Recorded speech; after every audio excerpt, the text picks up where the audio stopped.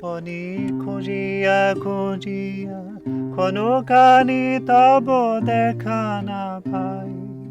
বুধরে সাগরে নিহারিকা পরে কোথায় আছো তা জানা নাই। কোনখানি তব দেখা না পাই।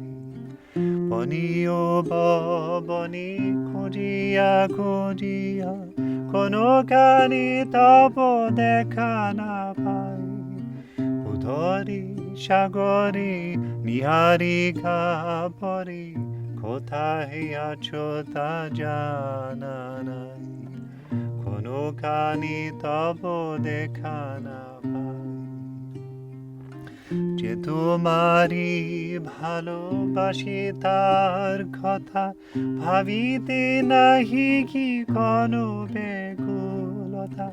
যে তোমারি ভালোবাসি তার কথা ভাবিতে নাহি কি কোনো ব্যাকুলতা। তোমারি জীবন যে দিয়ে দিয়েছে তার তরি মনি নাহি কি ঠাই। তোমারি জীবন যে দিয়ে দিয়েছে তার তরি মনি নাহি কি ঠাই। কোনখানি তব দেখা না পাই। বনি ও বনি খুঁজিয়া খুঁজিয়া কোনখানি তব দেখা না পাই। বুধরে সাগরে নিহারিকা পরে কোথায় আছো তা জানা নাই। কোনখানি তব দেখা না পাই। আজ বুঝিলাম মনেতে রয়েছো মনোভূমি আলো করিয়া রেখেছো। আজ বুঝিলাম মনেতে রয়েছো মনোভূমি আলো করিয়া রেখেছো। বাহির দেশে খুঁজিয়া খুঁজিয়া কাছের দরে পাঠাতে চাই।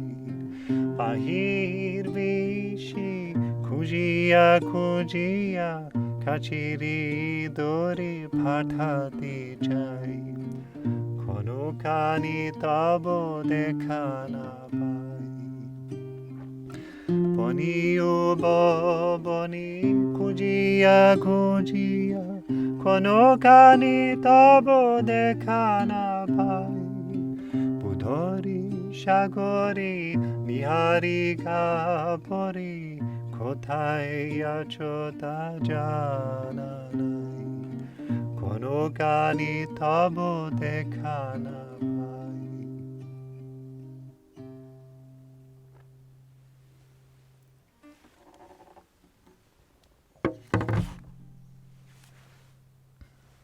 Namaskar. This beautiful song, Vane Upavane, is about the eternal quest for the supreme consciousness, for the inner happiness and the inner peace.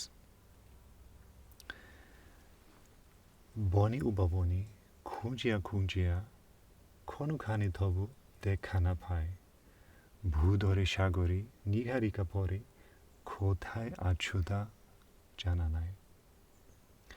In the forest and garden, ever seeking, nowhere do I meet with thee. On mountain, in the sea, or over the galaxy, where you are is a mystery to me. যে তোমারে ভালোবাসি তার কথা ভাবিতে নাহি কি কোনো ব্যাকুলতা। তোমারে জীবন যে দিয়ে দিয়েছে তার তরে মনি নাহি কি ঠাই.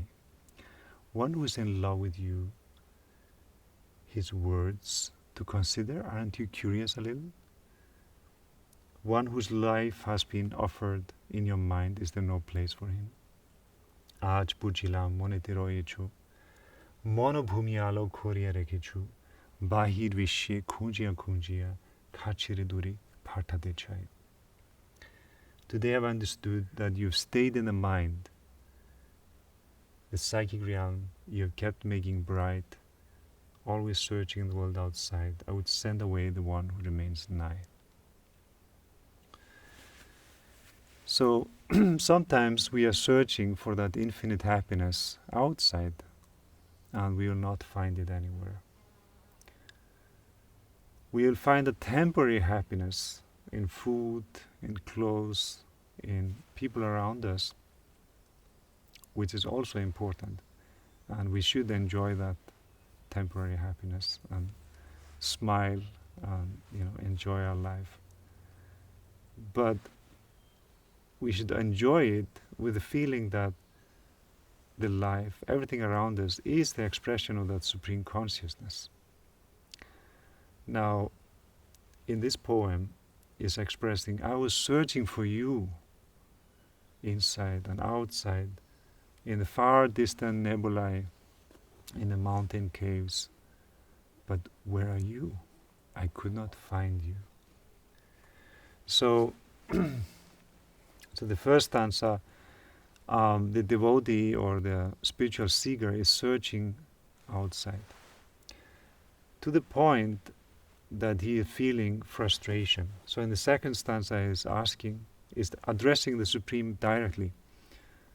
Oh my Lord, oh my God, oh my Supreme, where are you? You don't even consider my words a little? You don't even have any feeling for the one who has given his life to you? So it is little hard feelings, it is a frustration. Where is that Supreme Consciousness? And then in the last stanza is the realization comes. The one that I was searching for outside is actually within. And by searching outside, I was sending that one far away. So the Supreme Consciousness is infinite. And so if you search outside, you can feel it is very far. The universe is so vast, and if you think that this Supreme Consciousness is far away, it can be so far that you cannot even imagine. It's unfathomably far away. And you can feel so lonely because you feel completely alone, and that Supreme Consciousness is so far away. But it is actually in your mind. And if you think that the Supreme is near, it will be so near that you cannot even imagine how near. So this is the nature of the consciousness. It's everywhere around, and it's inundating the whole universe.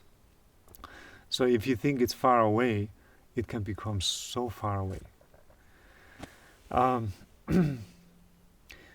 This song, another theme of this song, is also the theme that to find the light, searching whole life, and then finally out of frustration, some solution comes. I experienced this in my life. I was fortunate. When I was very young, around 5 years old, my grandmother took me up to the top floor in our house, and she prepared my mind, put on clean clothes and everything, and then she taught me how to pray, and she made it so special, and it became very important thing for me. So I continued to do that. Actually, children, when they are around 5 years old, it is part of the children's psychology that they are curious everything that the grown-ups are doing.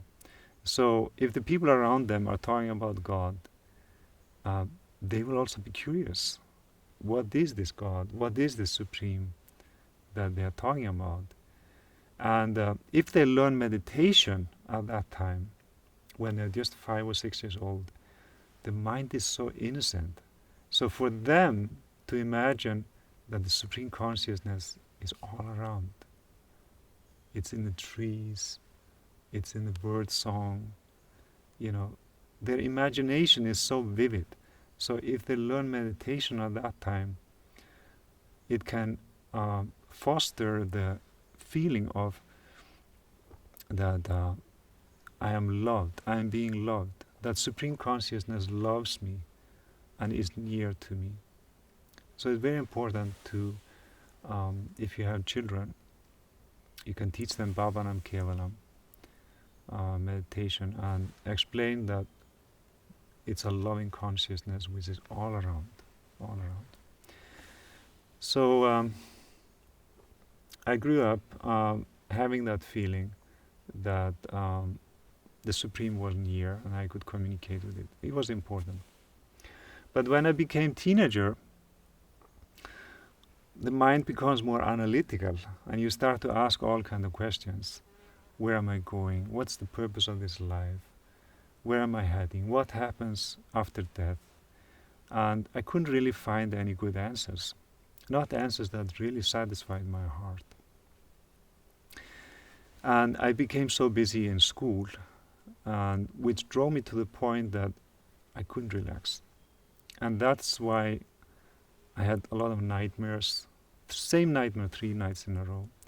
And that frustration, like in that poem, that frustration drove me to the point that I had to do something, and then I learned meditation.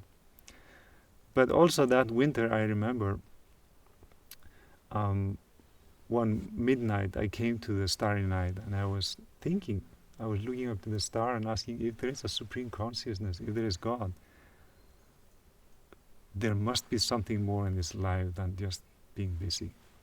And then, soon after that deep longing was there, then I learned meditation. First Bhavanam Kevalam, and then 3 months later, one Dada came and I learned my first lesson.